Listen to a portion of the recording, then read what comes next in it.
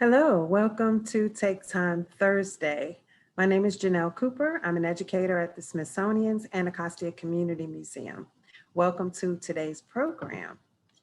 Today, we have a special workshop from actress and author Morgan Avery McCoy, Finding the Harriet in You. She discusses Harriet Tubman as a person and shares the life coach lessons we can learn from her. Morgan McCoy is an American award winning actress, author, motivational speaker, and educator.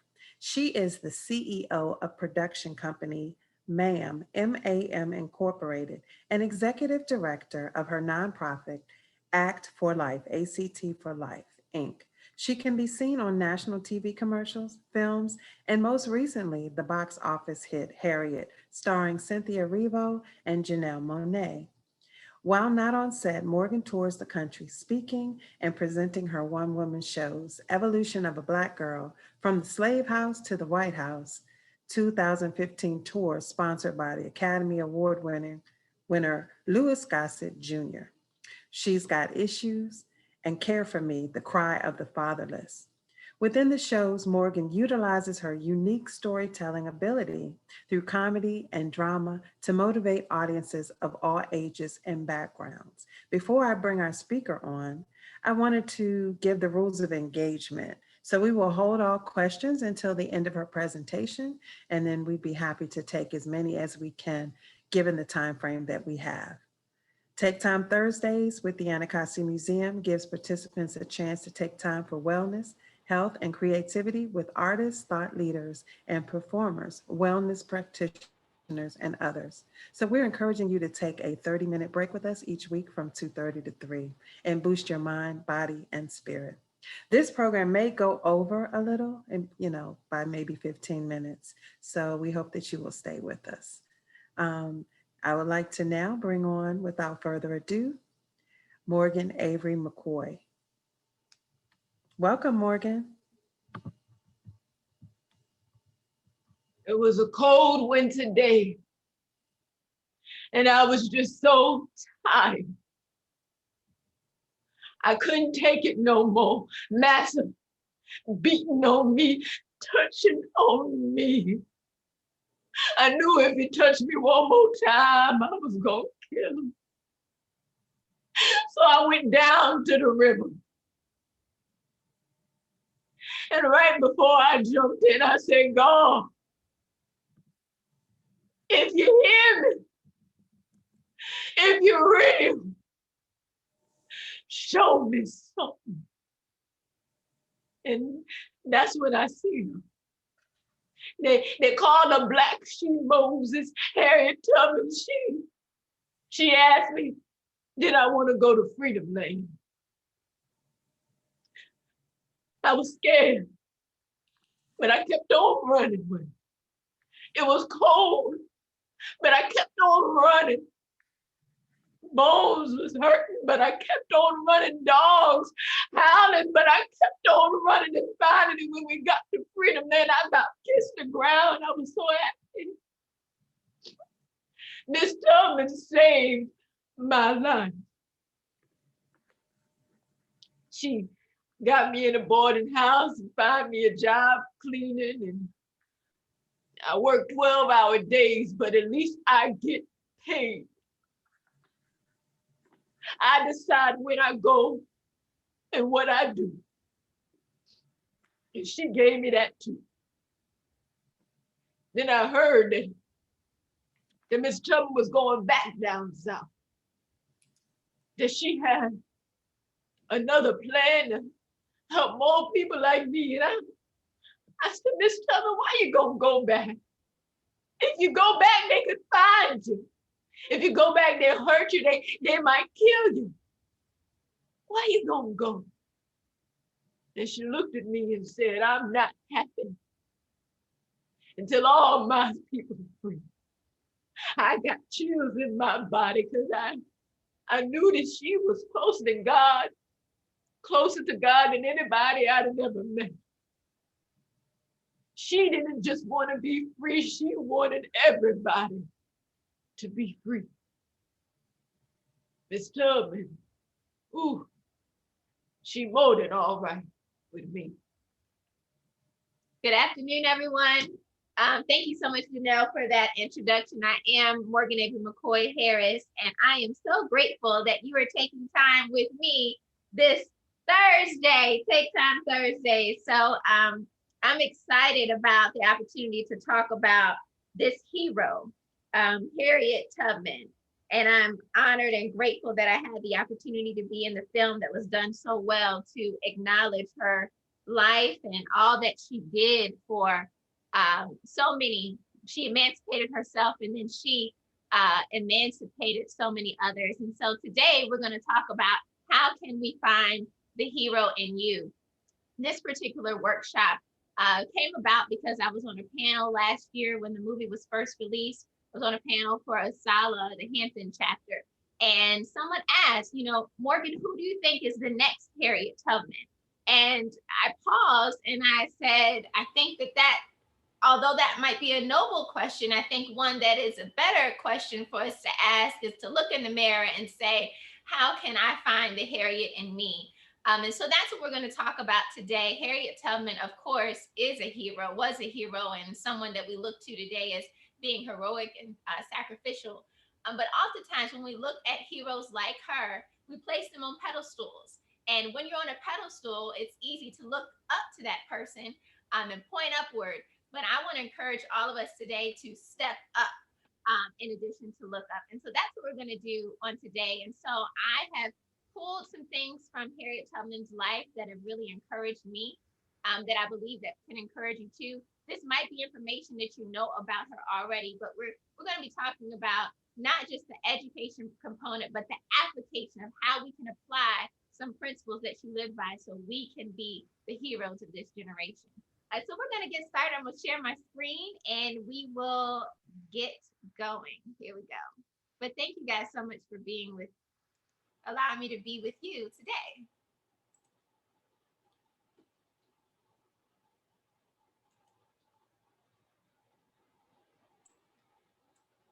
All right, finding the Harriet in you. Let me make this a little bigger. So that's the name of the workshop. Again, I'm Morgan Avery McCoy Harris. My Instagram is at Morgan Avery McCoy.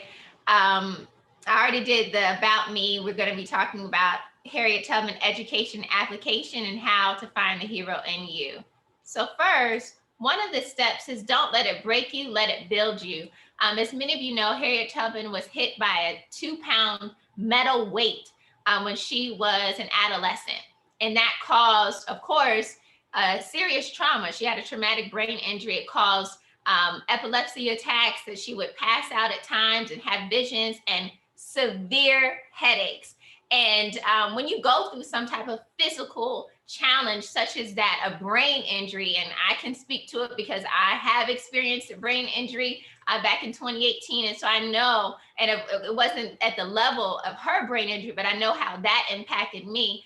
And so this particular situation that happened to Harriet Tubman, it could have left her in a state of feeling bad for herself, because already she found herself in an enslaved environment, and already, treated harshly by her, those that had captured her and that were, keeping her in these labor camps, and as some people say, plantations. But we know that it wasn't a peachy time for her or her family. And yet then she has this experience of getting hit in the head by a metal weight. And different research says that the weight was not initially intended for her.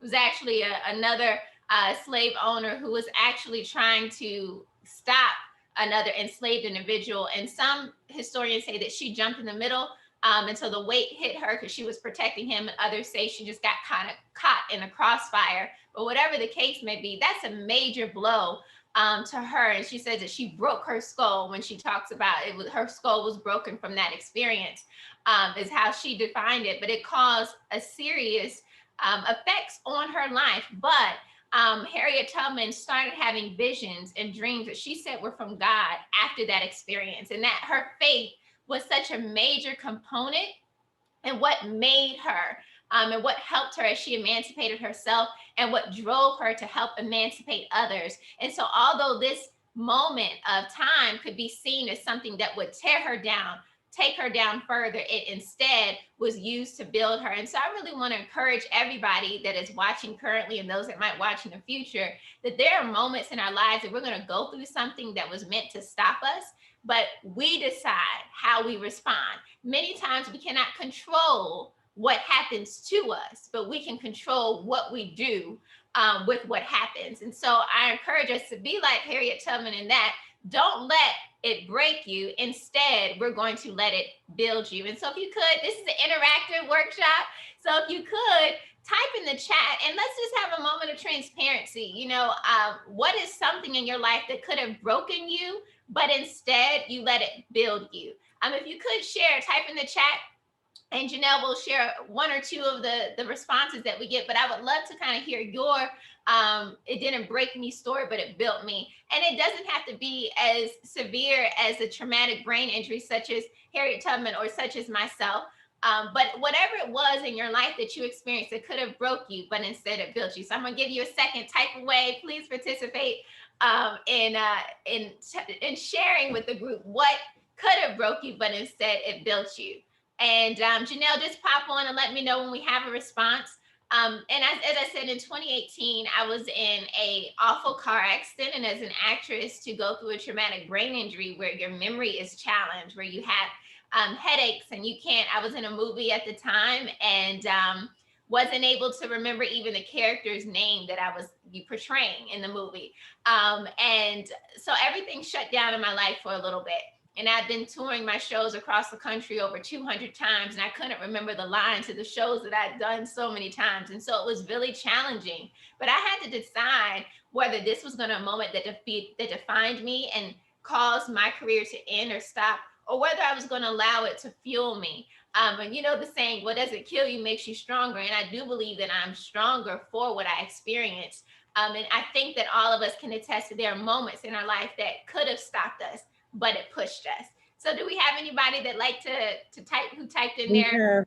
We have a whole bunch of stuff. Awesome. We Okay. have some overcomers in the room. Yes, overcomers.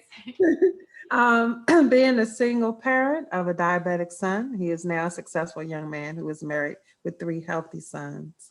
We have, of course, my story, losing my mother and then losing my only son, my only child, 3 months later. We have Hurricane Katrina, you know, living through that experience. We have Miss Garrett and the death of her husband, 2.5 years. We have Carol Balk, her brother dying of AIDS at a time when he was ostracized. Wow. The death of a parent from Patricia Norman, getting laid off and divorced at the same time from Miss Williams. My cousin passing away in a car accident from Miss Pointkowski. Death of my middle child who was stillborn from Anacostia. Being homeless and on welfare in 1999 and now a professor. Wow. David Lender.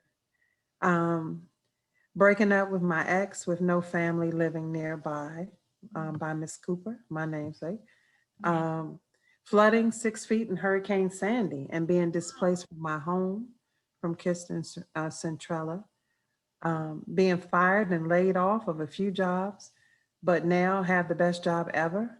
Wow. He says he's a lucky guy, but I say he's a blessed guy. Yes. From Frank Willadora.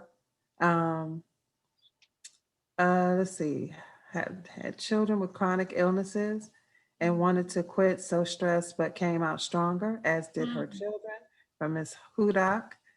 And unexpected job loss as a single mother. The list goes on. Premature twins born 3 months early, and the lengthy NICU stay and medical issues for several years. Some more losing jobs, make you stop and rethink, reevaluate, and refresh. Yes, I love that for Miss Donna Moore. And losing children, you know, I know how that feels. Yeah. It's horrible. Wow. Not getting a promotion and but later seeing it made them stronger. Yes. It's a whole lot of stuff. Oh, goodness. Here's one. I lost a member to an overdose of fentanyl. Me too. Mm. That's how my son died. I turned my professional career in the new direction, helping folks with opioid use. Oh, wonderful. And that's amazing, amazing, Amazing. These are amazing. perfect examples of situations that it could have broke you all, but you decided that no, there's life left in me. There's purpose left in me. There's a mission for me. I'm going to keep going. This is not going to break me. It's going to build me. So I'm so happy to hear so many overcomers that are watching right now. So give yourselves a hand right this minute. Next, in addition to not allowing things to break you but build you, we have to not be afraid to go alone. So let's give some backstory for those who might not know. Harriet Tubman attempted to emancipate herself 3 times. The first time was when she was a young child. The second time was with her brothers. She and her brothers decided to run away. They knew that they needed to be free. And so they ran, but her brothers got scared. And because of their fear, they ended up going back to their captures. They ended up going back into enslavement. They found themselves back to where they knew they did not belong. And so this third time around, when Harriet Tubman decided that I'd rather be free or die, she knew she had to go alone. It didn't work the second time when she wanted her brother. So at that moment, she had to decide that I want better for me. I have to experience freedom, and I'll come back for you, but I have to get what I need. And so at this moment, I just want to encourage us, because a lot of times we want to have people with us, and there's nothing wrong with that, wanting to have your posse, your friends, your family. But if your posse, your friends, or your family are too afraid to keep going to the next step, if they don't believe in you enough and they're trying to hold you back, or if they want to keep you confined to who you used to be and aren't willing to allow you to be who you were called to be, at some point you have to go alone. And so I just really want to encourage all of us here, because there are moments in our lives where we know where we want to be and we know where we are, and sometimes that does not line up. And if you don't have people that can push you and encourage you, you have to decide, will I still go even if I have to go alone? And so what I want you guys to do, and Harriet Tubman did say, and I'm not sure whether you guys can see it because it's not as visible on my screen, but she spoke about how she could have saved 1,000 more slaves if they knew that they were slaves. And I think that that quote is so powerful. And although we are free, there's a lot of people that might be shackled to certain things and they don't see it themselves. And so if you have to have an awakening and a desire.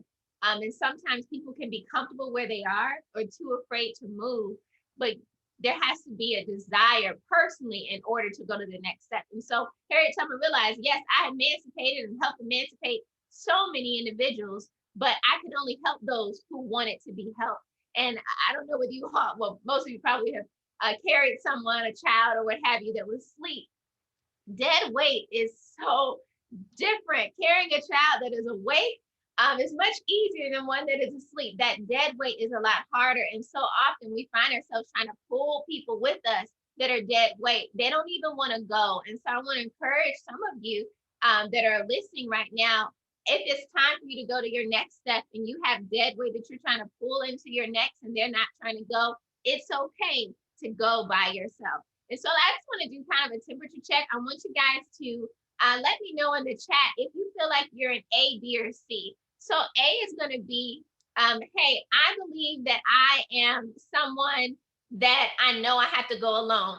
It's time for me to go to my next level, and I don't really have anybody that's trying to go with me or trying to encourage me in that. So A, I'm here, but I'm moving forward.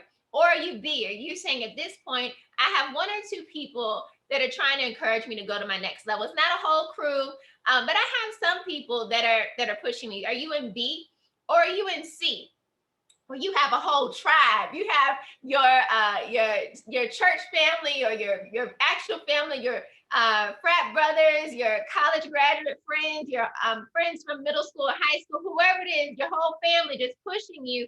Are you in that place where you have a tribe of people that are saying, we're going to the next place. We want to go to our freedom lane, whatever that looks like. We want you to go, and we're going to. So are you in A, you're going by yourself? Or you in B, you got a couple people that are pushing you on? Or you in C, and you have a whole tribe of people going with you? I would love to know who we're talking to today, where you find yourself in this space.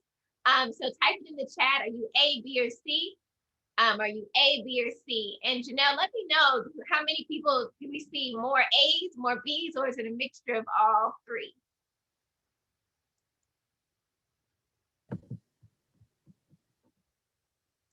I see a lot of B's. A lot of B's. Well, Mhm. I'm a B But too. I see a lot of C's too. I see Oh, very good. very few A's, but there are some. That, well, for those of you that are in your B and C category, that is a blessing for sure. If you have people that are willing to encourage you, I have a workshop called Dream Catcher, and I call it your You Can Do It team. There are people that aren't your yes people, but they're the You Can Do It team. I believe in you. You can do it, like on Waterboy, for those of you who might have seen the movie. So it's a blessing to have You Can Do It people in your life. But for those of you who responded A, it is okay. And sometimes we have to be our own motivator. We have to look in the mirror and encourage ourselves and say, hey, girl, hey, God, you can do it. And so definitely continue to push forward. And just as Harriet Tubman did, she realized she wanted to find herself in another space. And the only way she was going to get there, she took herself. So sometimes we will have to go alone. The next thing I want to talk about is purpose over pain. Purpose over pain. This is something else that we can pull from Harriet Tubman's life.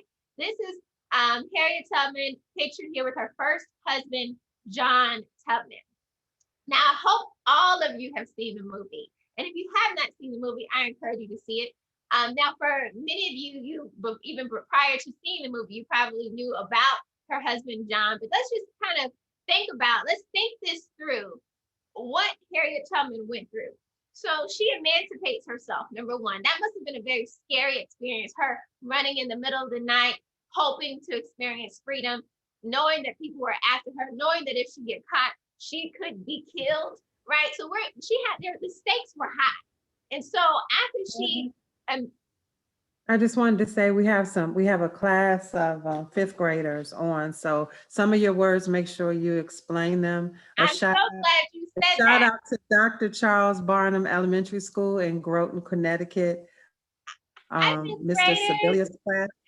Yes, so they're in the building. Well, sort of, Yes, I'm so glad that you guys are here. Thank you, Janelle, for letting me know. Thank you guys for being here with us. I'm so happy that you joined. And thank you to your teacher for bringing you on. So thank you so much. So, and we have an elementary school version of this workshop that breaks it all down to their levels. I'm gonna try to merge the two, the adult version and the elementary version. So purpose over pain. And so for all of us, from the youngest that are watching to the oldest, there's going to be something in our life that might not feel good. It could be someone hurt our feelings, or it could be the loss of a loved one. It could be a sickness. It could be a disappointment, wanting something and not getting it. But we have to decide, are we going to focus on our purpose, or we're going to focus on the pain, on the disappointment, on the sad feeling? And so Harriet Tubman, she emancipated herself. So she freed herself and she went to Philadelphia, got a job, and she realized that she not only wanted to experience freedom for herself, she wanted it for her family. She wanted it for others. And so she took a trip and helped emancipate her niece and their children. And then later down the line, she took another trip because she wanted to go and get her husband, John Tubman. Now, the stakes were even higher for her to go back to where she came from. Everybody knew what she looked like there. They knew she had ran away. And so for her to go back to the place that she escaped from, that was putting her life in serious danger, but she did it. And I believe she did it out of love. And not only did she risk her life to go back to John Tubman to get her husband, but she also spent money to buy him a suit. So she'd been working, saving up money to buy him a suit, all these things that she did. So she had to take this trip back to where she came from. And so with Harriet Tubman, when she gets there, she finds out that John Tubman has married someone else and doesn't even talk to her. He doesn't even come and communicate with her. Can you imagine how sad she would feel that she risked her life? Imagine risking for our younger audiences, imagine going back to help your best friend, and your best friend doesn't even want to see you. You put your life in danger to go and save your best friend or go and see your best friend and bring them with you. And they said they don't want to go with you. For our adults, we understand the magnitude of this type of relationship as a marital relationship. The man that she committed her life to, she's risking her life to come back and see him. And he doesn't want to be with her. I just think about how that must have felt as a woman, as a wife, what that would feel like. And so Harriet Tubman was quoted to say that she wanted to go to him and his wife and start a whole scene, but she remembered her purpose. Her purpose was to not only be free herself, but to help free other people. And if she responded with anger, if she responded with a fight, if she created a scene, then it could cause her to be captured, which would affect her purpose. She wouldn't be able to help save anybody else if she herself found herself back enslaved. And so she chose her purpose over pain. And this is really great for our younger audience too, because we have to remember every action has a reaction. Everything that we say and do has a cause and effect. And so I want us to think about how we can be like Harriet Tubman in making sure that we're making decisions that are going to help our purpose and not hurt our purpose. So for me, I do a purpose check. How will my response to this situation impact my future or hinder my purpose? When I was younger, I decided that if I wanted to make sure that I went to college and I wanted to get scholarship money and I wanted to do well in school, am I going to study and do what I need to do, or B, stay up all night watching TV? Because either one, how is this going to affect my purpose? If I study, is this going to help me toward my future goals? Yes. If I stay up all night watching TV, is this going to help my future goals? No. For our adults, when your employer gets on your nerves or says something that you want to say, and you want to type out an email and put in your two weeks notice, okay, is my purpose to make sure that I have food on the table and a place to live for my children? Is this more important? Is this email, will this hinder my purpose, or will it help my purpose? And so we have to do a purpose check. And I encourage everybody from the youngest to the oldest, we need to discipline ourselves to do a check. And even in relationships, this is not just for business or school, but in our personal relationships, when we have a friend or a family member or a partner that says something that we might not like. What do you want in that relationship? Do you want that relationship to be severed? And for our younger audience, that means, do you want that relationship to end? If you want that relationship to end, then maybe you don't care about how you respond. But if you want that friendship to stay, if you don't want to hurt their feelings, if you want to make sure that you guys can be best friends for years to come, or that you and your partner can continue to grow together, we got to take a moment to think about what we say and how we say it, because every action has a reaction. Is my response going to help or hurt? And so I want you guys to type in the chat, what do you think about, or should you think about, to help you before you respond to a confrontational situation, before you respond to something that's uncomfortable?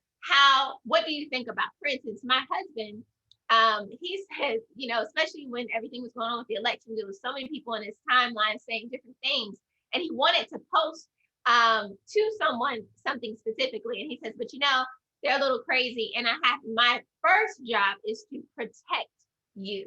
So I have to be careful about what even I put online, because I want to make sure you, as my wife, you are protected. So his thought process, his purpose was protection. So that caused him to respond maybe not as harshly as he would. So what do you guys think about before you respond? And if you haven't practiced this purpose check, what do you think will help you? What is something that you should think about before you respond? So type that in the chat. And let's because what you say, that can help somebody else. What do you think about, or what should you think about before you respond? Before you respond. And as a storyteller, my desire has always been to make sure that I tell stories that make sure that we teach historical truths that support those that are underserved and that advocate for mental and physical health. And so I don't want to say anything or do anything that would cause my audience to be offended or to cause my message or my stories to not be heard. And so I really am mindful about, okay, Morgan, if you're angry or upset about something, someone saying something or doing something, is your response going to help your purpose, or is it going to hurt the impact of what you're trying to do? So we got to think things through. Do we have any other responses, Janelle, on the chat? Yeah, we have a whole lot, but keep in mind, we Okay, have 161 people. okay, give me two of them. Give me two of them. Okay, let's see. I think about the repercussions, and I can, and you know, think about the response before taking action. Um, do I retire? Wait a minute. Do I retire so that I don't have to deal with the situation, or do I confront it? I put, what would Jesus do? WWG day. WWG. Yeah, that's real. Your faith. Absolutely. Am I reacting or acting intentionally? You Mm. know, what would the consequences be? How will it be perceived? Or some of the same sentiments, you know, how would it look? How the other person's point of view and that kind of thing. That's good. Very good. I'm so glad that you guys are participating. We I want love, to oh, go ahead. Yeah. no, I was saying I love the participation. I love it. Yes, yes, absolutely. Next thing we can learn from Harriet Tubman, each one reach one. Harriet Tubman reached thousands through her exhibitions as a conductor in the Underground Railroad. She had 13 or 14 exhibitions, emancipating over 70 people, going back herself, rescuing 70 people.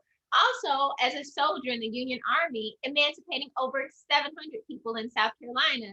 And even after the Civil War was over, she still served and she still was reaching out. She was advocating for women's rights.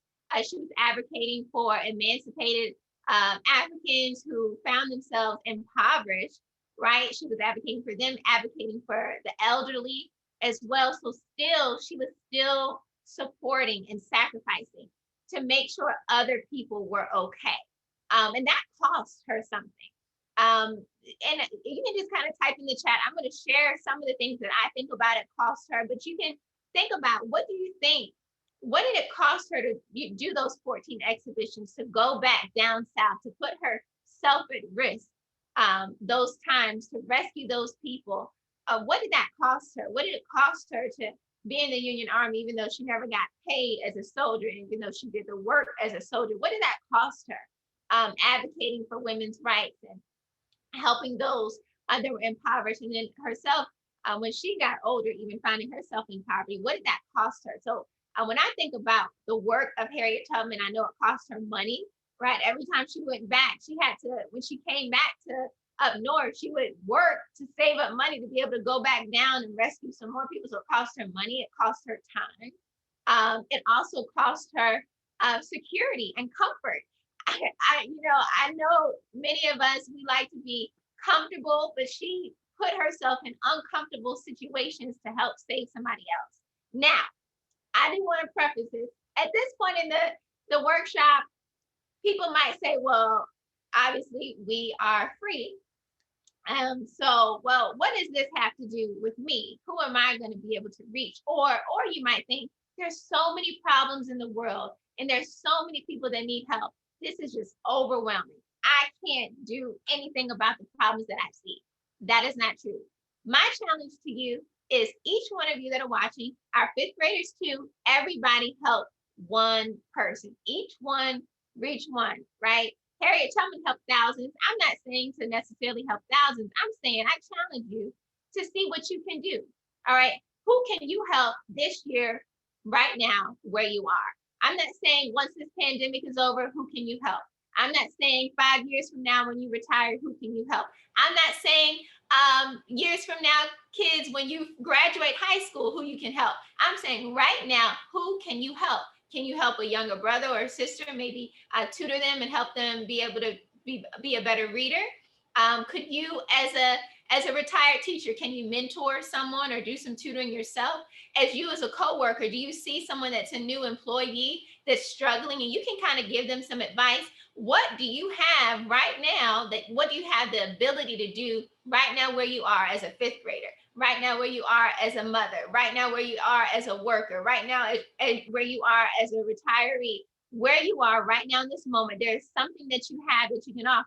What information do you have that can help someone or something? What do you know that can help someone? Or what skill comes, naturally to you? Do you sing? Do you dance? Do you play an instrument? Do you do art?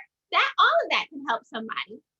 Or what resource do you have or referral can you give? And so for our younger audiences, just to clarify, a referral is if, for instance, when you are playing PE back when you could do PE, your own PE, if there's a good soccer player, and you're one of the captains on a team, and there's another guy that's a captain on a team, and you guys have selected all of your teammates, but you know your friend Joey is a really good soccer player. And you tell the other captain, I got everybody I need, but Joey, he's a good soccer player. That's you giving them a referral. You know that he has something and you're sharing that information with someone else. It doesn't hurt to share. It doesn't hurt you. And I just want to give a shout out to Mark because on yesterday, and I don't know your proper title, Mark, so I do apologize, but we did a test run of the workshop, and he gave me some valuable information about my camera. I have this camera, and he said, well, maybe fix this setting to make the image crisper. That didn't cost him anything, but he shared. And he could have said, well, she can just figure it out on her own, but he had some information that he was willing to give. Right there in that moment, he did a reach one. He reached out and said, let me share this information with you. And there's something that all of us have. There's information we have, there's skills that we have, there are resources or referrals or connections that we have that we can share with someone else. So that's what I'm asking you guys to do. I'm challenging you to help one person. I mentor a lot of young people, specifically young ladies that are interested in the arts. And I want them to do better than me. I want them to succeed and excel. And so me sharing what happened in my life, that can help them not experience some of the hardships and get to where I am quicker. That's the least that we can do. So Harriet Tubman sacrificed her life for years to help save people. I'm not asking you guys to spend all of your money helping someone else. I'm not asking you all to put yourself in physical danger. I am asking and challenging each one of you to find one person or one group that you can help right where you are. Fifth graders, find one person, maybe in your classroom, somebody that might be struggling in a subject that you're really good at. Help that one person, not cheat, just help them explain what they might be having a challenge with. Help them in that way. Co-workers the same. How can we help? Who can we mentor? Who can we assist so they can have it better than we did? So I want you guys to think about who can. I feel like if you don't say it right now or make the commitment, it might not happen. So type in the chat, fifth graders, I want you to write down on a sheet of paper, who are you going to help this year? Not next year, this year. Everybody type in the chat, who are you going to help or what can you do? If you don't know who you're going to help, but you know what you can do, type that in. And I do want to say this, and I'm sensitive to our time. I do want to say that make sure you do something that you can do. Helping someone does not need to hurt you. So do what you have the ability or the capacity to do where you are. Right now, the pandemic is a challenge for everyone. So there might be things that you would normally be able to do, but because of how you are emotionally, physically, financially, you might not have the bandwidth to do it, the ability to do it. Do what you can. Don't do everything. Do what you can. That's how you don't avoid burnout. Okay, next up, after we do what we can to help people where we are right now, I want to encourage us to make sure that we have an attitude of gratitude. Attitude of gratitude. Your attitude determines your altitude. And we know that there are physical benefits for being grateful. And let me give all of my fifth graders a free bonus lesson to learn.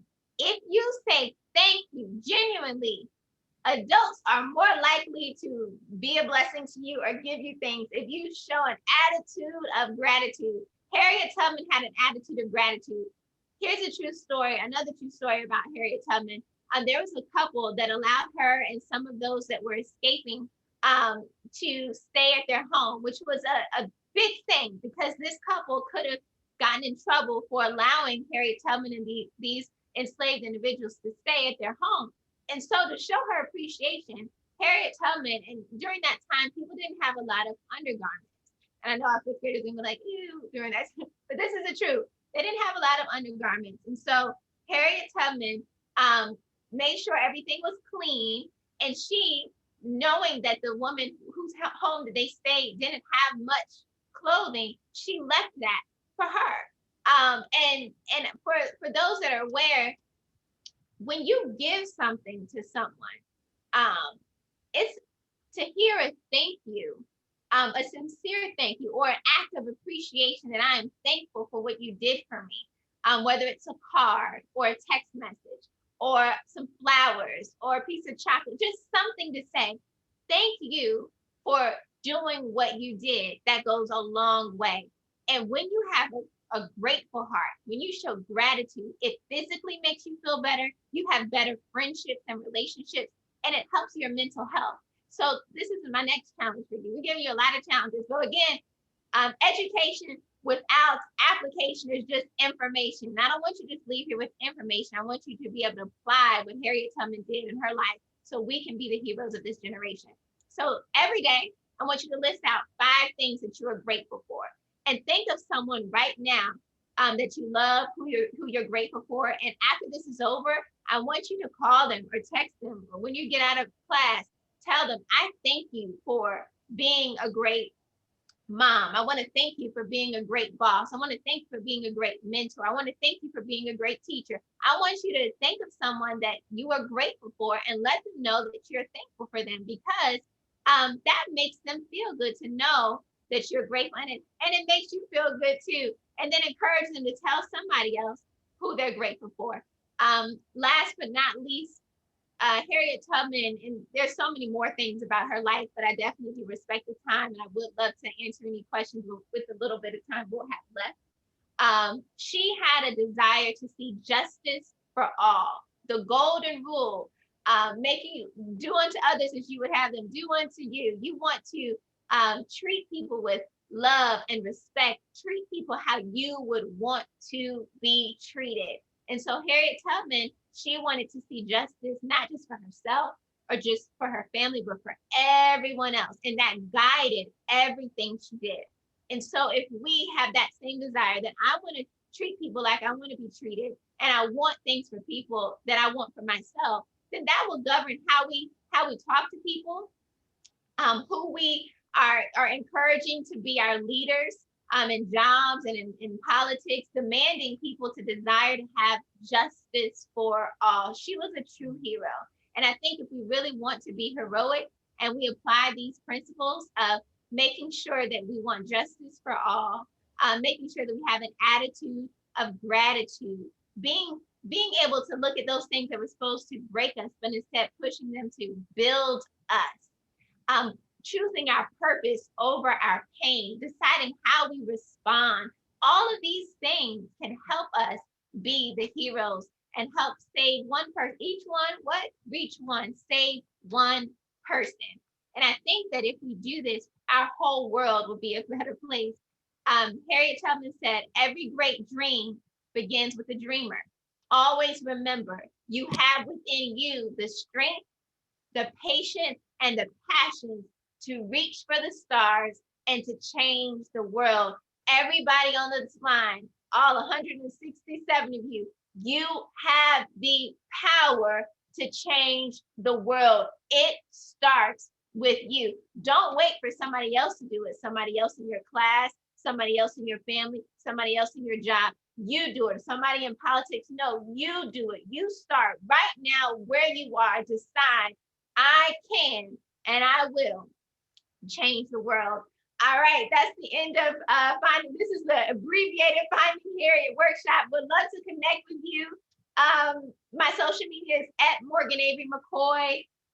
Is my Instagram. My Facebook is Morgan Avery McCoy Inc. for Facebook page. And also, if you enjoyed the workshop today, would love to hear from you. This is my Flipgrid 27320BCB. So you can do just a little video response and say, you know, what you learned from the workshop. Would love to hear, because we're always cultivating and tweaking to make sure that people can be their best selves. So for those of you that do decide to either like or follow or do a Flipgrid, we do have an ebook that you will get for free. It's Finding the Harriet in You. It's coming out. It's dropping next week. So I'm really excited about being able to empower and encourage people. So for those of you that do want to connect or watch this particular workshop, you will have access to it for free. So you can feel free to email me, or again, do a Flipgrid or follow us so we can make sure you get access to that. All right. Thank you guys so much. And I would love to take any questions that people might have. I think most people have dropped off. I mean, not most, but half of Yeah. them have dropped off. So I don't have any questions in the chat. What inspired you though to come up with this wonderful presentation for those of us who are still hanging out? Yeah. So when I went to Asala, a chapter of Asala in Hampton, I was on a panel talking about the Harriet film and my character Jessie. And someone asked me, who's the next Harriet Tubman? And my response was, I think we need to look in the mirror and find the Harriet in you. That's what we need in this That's world. right. So that You did say that. Mhm. You did say this was actually awesome. Thank And what was the most memorable part of being a part of the film? Oh my gosh, it was just an amazing experience for me. It really was. There was every part of it, you know, being on set, having an opportunity to be directed by Cassie Lemons, and working with Cynthia Erivo, and just seeing such dignity that everyone on set. I think this was the part that was most memorable. Everyone on set had just such a desire to carry this hero's story. You know, there was a reverence on the days that I was on set. It was a reverence there. So when you walked on the set, everyone just knew that we had to make sure that we did the best that we could and honored her legacy. And I was just so grateful to be able to be a part. But there was definitely a reverence.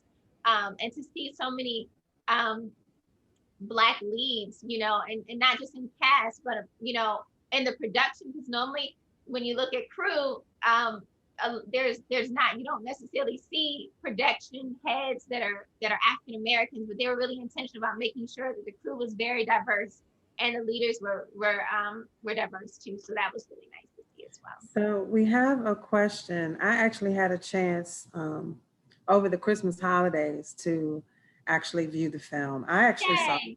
saw it on I think it was HBO that I saw it. But where can people see the film currently? That's a good question. I know it was on Apple TV. Apple TV, and I'm pretty sure I saw it on HBO, so you might want to look. It was on HBO. Yeah, HBO Max. Somebody just typed on there. Okay. Amazon Prime. Somebody must have seen it on. Okay. Good. Thank you guys for helping us answer this question. Yeah. Thank you. Yeah, it was a phenomenal film, and I was really surprised by some of the things that I didn't know about her. So it was very well put together. It was. It was.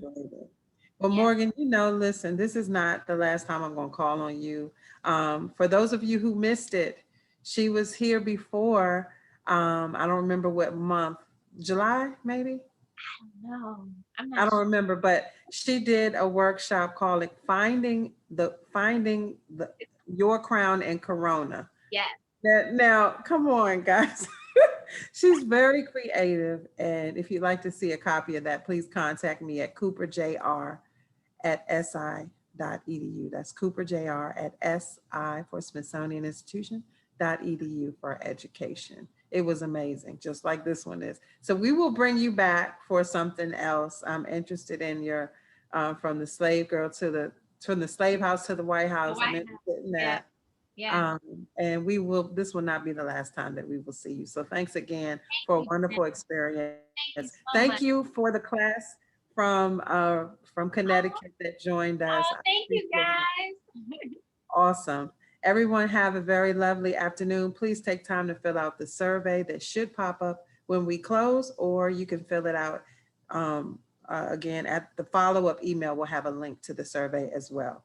Thank you so much and have a great afternoon. Stay Bye. safe out there, everyone.